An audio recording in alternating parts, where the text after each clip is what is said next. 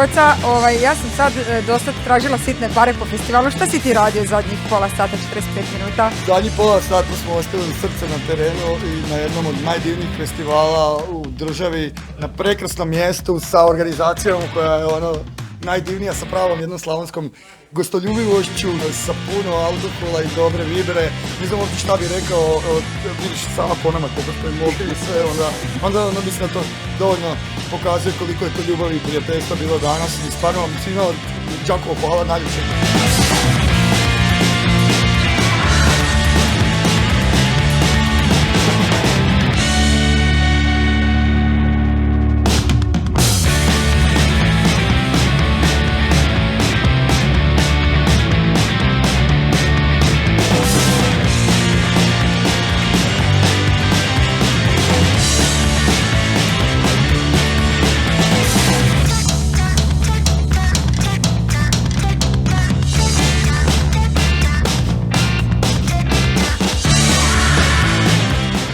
Nazdravimo za ovaj festival, za ovaj grad, za ovo zajedništvo ovdje koje nas veže, odakle god da ste došli i dobro došli na koncert Brkova, ako ste dobre volje i pošteni ljudima. Dakle, živi ovaj festival i ovi ovdje ljudi koji stvarno su pravi i ispravni ljudi. Svaka vam čast, hvala vam.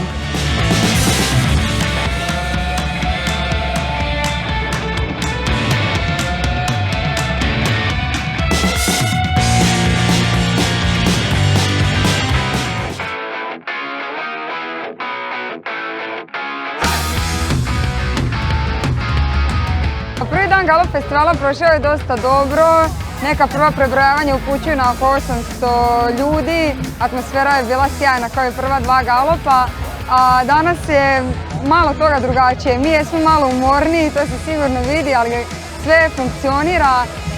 U pretprodaji smo već prodali više ulaznica nego se ukupno jučer, tako da očekujemo neku veću brojku ljudi. Drugi dan smo otvorili i nekim drugim sadržajima, nisu samo glazbeni nastupi, imali smo cirkusantice koje plešu na svili i ringovima i evo, kroz nekoliko minuta imamo prvi nastup Letu štuke i ostaje se samo veseliti, to je to.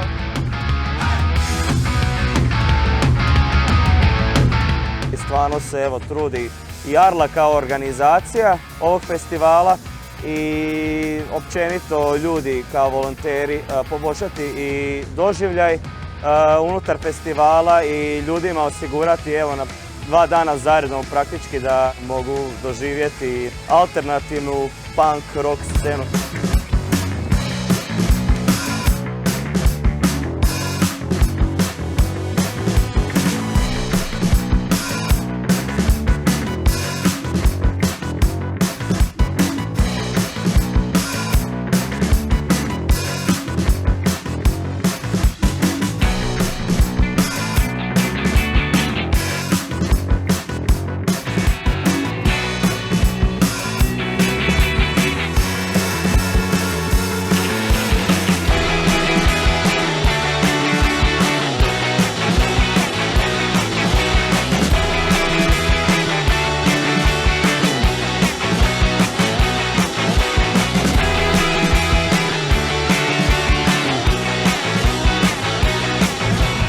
Večer ljudi, pozdrav iz Đakova, uštajte ga s pakova. Evo nas na Galop festu, imamo sad počet svirat za minut 2. Hvala vam na gostoprimstvu i vidimo se opet.